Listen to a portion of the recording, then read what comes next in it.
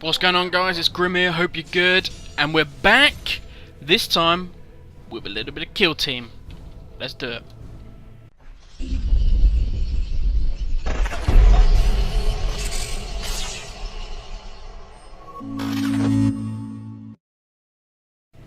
Okay guys, so last video I asked you to kind of put down your suggestions of what you thought should be asked during the Q&A session, fingers crossed, this Friday. Now I thought, it's not fair for me to ask you guys and then not do any work myself. So I kind of quickly went through 10 points that I thought would be good to be asked during the live stream to kind of get an idea. Now these are not all founders questions. I did ask about founders because generally that's what they've said the Q&A is going to be about. But I've kind of broadened it out and I've gone with my 10 topics at the moment that I'd like them to at least address in some way or another. Now, bear in mind I haven't asked things like weapon balance, or I've tried to take out anything that's going to kind of be explained or balanced or whatever during the alphas and the betas. So as I say, weapon balance, movement speed, those things. I know a lot of people have said the Space Marines move far too slow, but I don't want to address that because that's an alpha beta thing. Let's see how they interact with each other. But anyway, let's crack on because not a lot of time and a lot of stuff to get through. So my first one would be next gen consoles. Are we going to get a hybrid PC console game on one server? I'm not going to dwell on that because I've made my points clear on that loads of times, but just answer it. Just at least give us a guide. You know, this is what we want to happen, but we're still waiting for confirmation from Xbox, Sony, whatever. Guys, just chill. Be interesting to see, because that is a founder's point, because obviously founders packs are only available for PC. Be interesting to see, but let's put that one to one side. Now, the other one would be class, roles, and abilities. Now, the reason I asked that, Grim, that's a balance issue. Yeah, I agree it kind of is, but also, I don't even want that. I don't want that specific. I just want broad brushstrokes. For instance, we've seen on the live stream that everybody, all Marines can heal each other. I say Marines because that's what we've seen. We haven't seen the Orcs, the Eldars, or anything else, but we know you can get the medic attachment, and you can go around, you can heal your battle brothers. Now, you can also res them. We saw when a guy had fallen into the fallen position, funnily enough, we saw a Devastator Marine go up and actually res the guy. So, what is the point of the Apothecary? What is their role on the battlefield? What do they bring to the table? We've seen names, and names are great.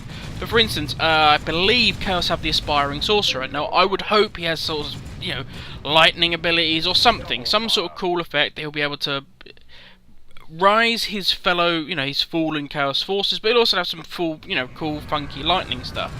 But if there's no point, if anybody can res, then the Apothecary is kind of like a what class? So what is that? Is he bringing? You're better off having a Tech Marine that could drop, say, tarantula turrets or something, than having a guy that's just there for aesthetics' sake. So it'll be interesting to see how the classes are all going to work. Now, granted, we all know, Howling Banshees are going to be melee, going to be this, they're all going to be that. But it'd be nice to have some sort of clarity on exactly how that's going to work. Anyway, on to the next one.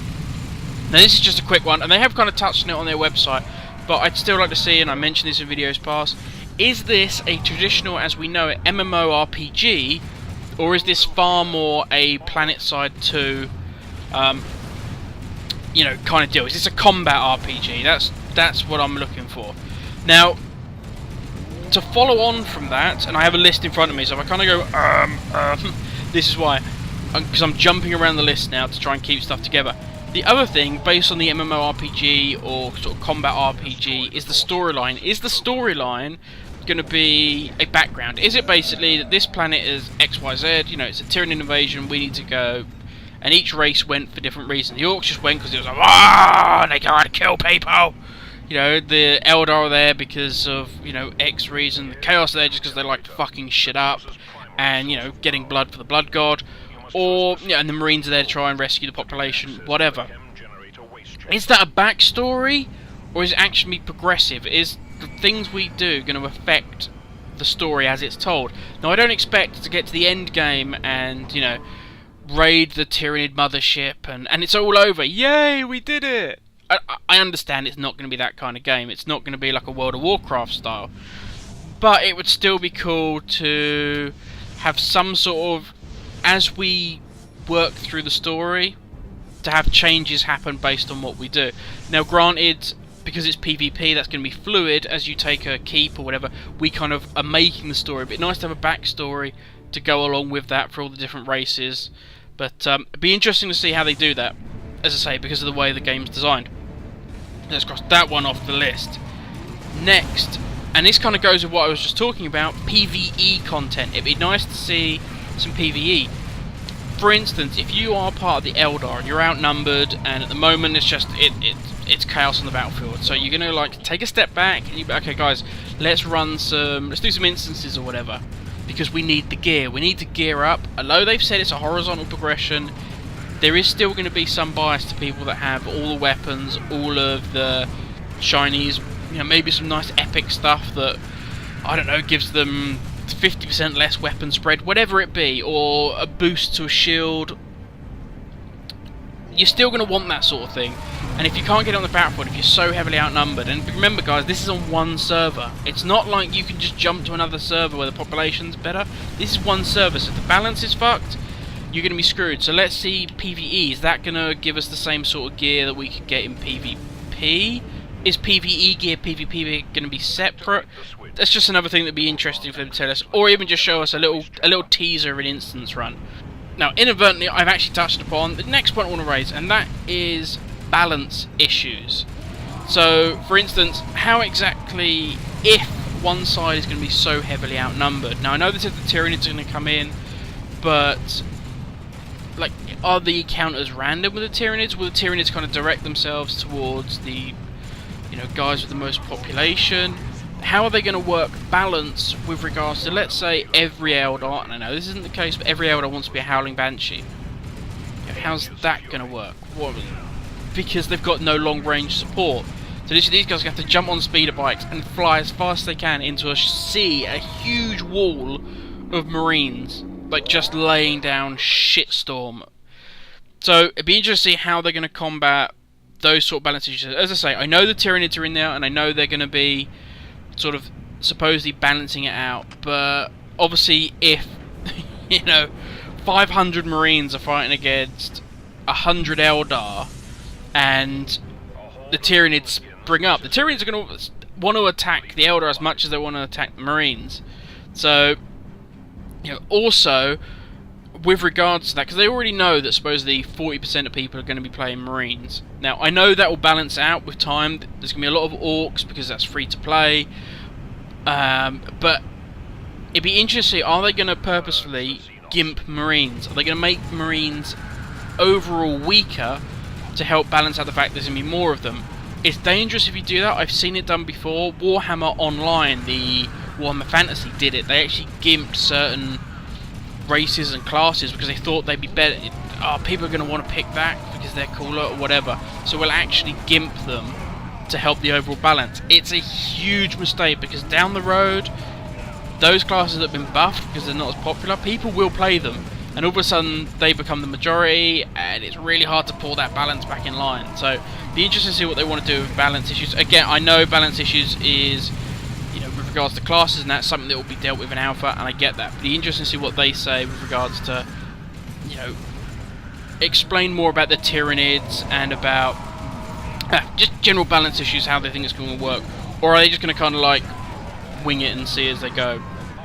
Okay, next.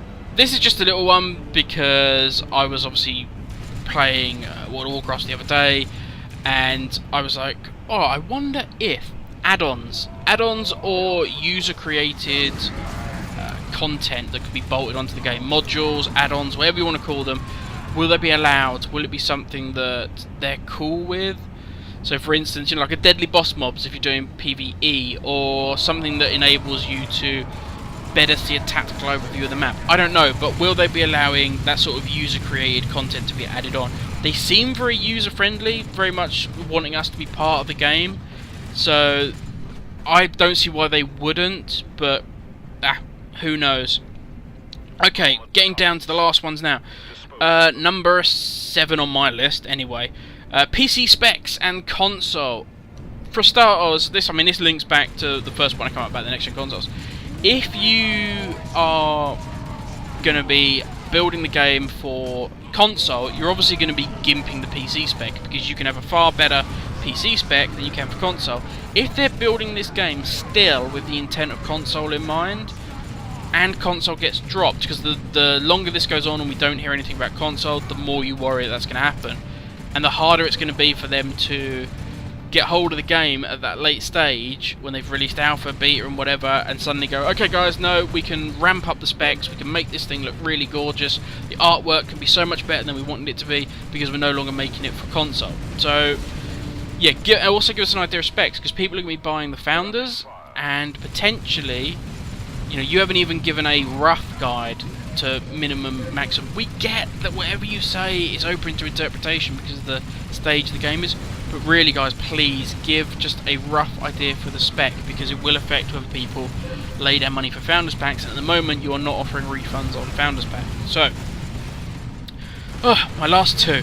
Okay, hero classes. It'd be interesting, this goes with balance and everything else, but hero classes. Now I don't want to actually, I'm not going to talk about abilities and what weapons they can have or whatever, but just how are hero classes going to be protected and how they're going to be worked.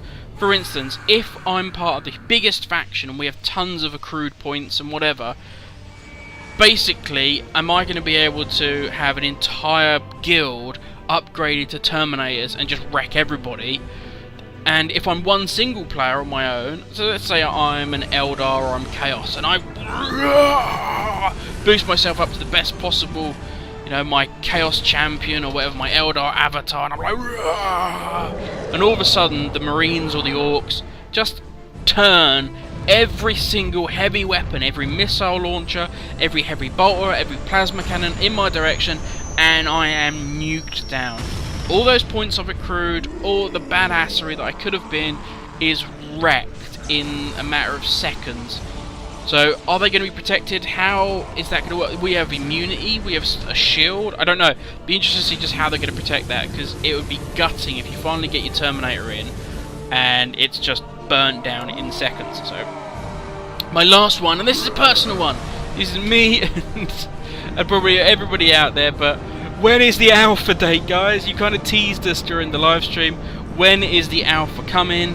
And yeah, so here's a recap, guys, of my list on the screen. Please feel free to add in comments what sort of questions you want to see answered in the next live stream. Anyway, I'll catch you all later. Have a good one.